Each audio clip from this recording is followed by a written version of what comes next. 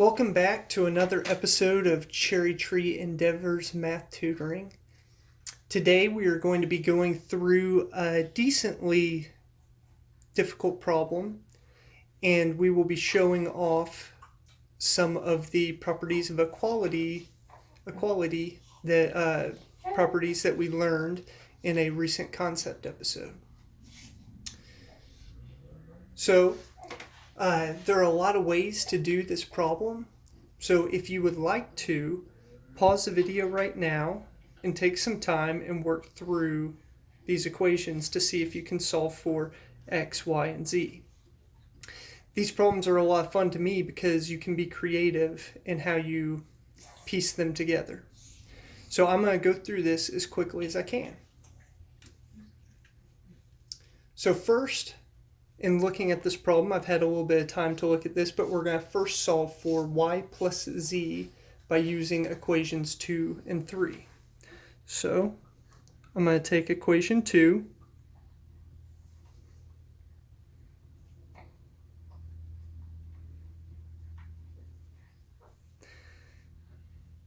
and I'm going to manipulate it to get y plus z.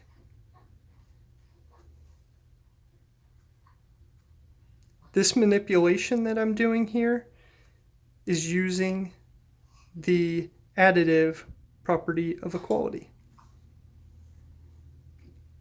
And when I do this, I get 2x minus 6 equals y plus z. Similarly, I'm going to take equation 3 and do the same thing. Oops. 4x plus y plus z equals 0.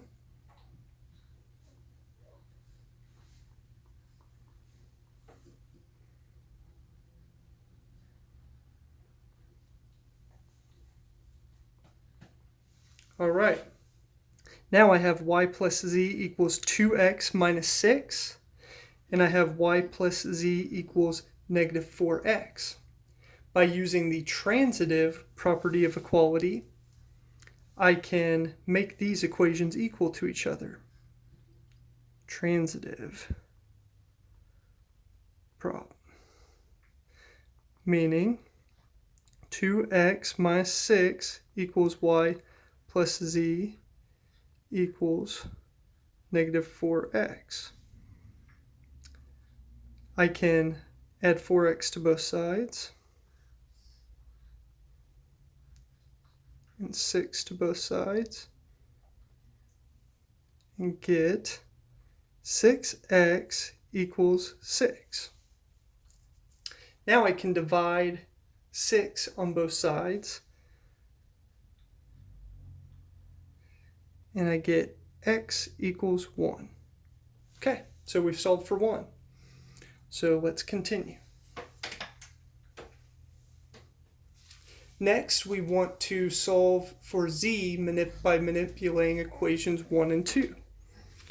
So, equation 1 is x plus y minus z equals negative 3.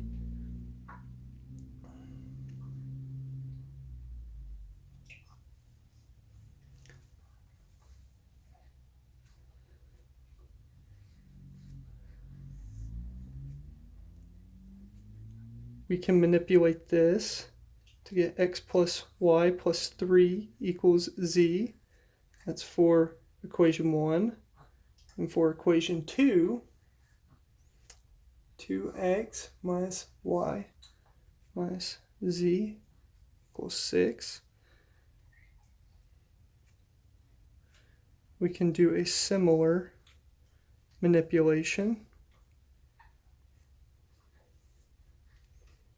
2x minus y minus 6 equals z.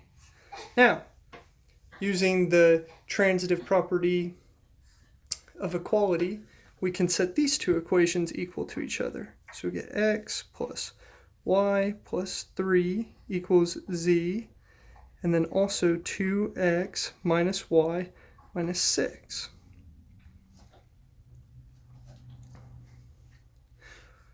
in order to clean this up, I'm going to go ahead and move y over to the left-hand side and x over to the right-hand side. So minus x plus y minus 3. You do not need to clean this up. You can do it a couple of ways.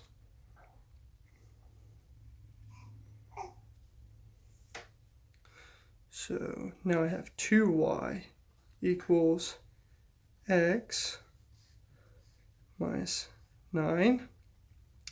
And I can use the property of substitution because we know that x equals 1. I can now plug 1 in for x. So that's 1 minus 9 equals negative 8. And so 2y equals negative 8. And we want to isolate our y, so we're going to divide 2 from both sides. And then we get y equals negative 4. Okay?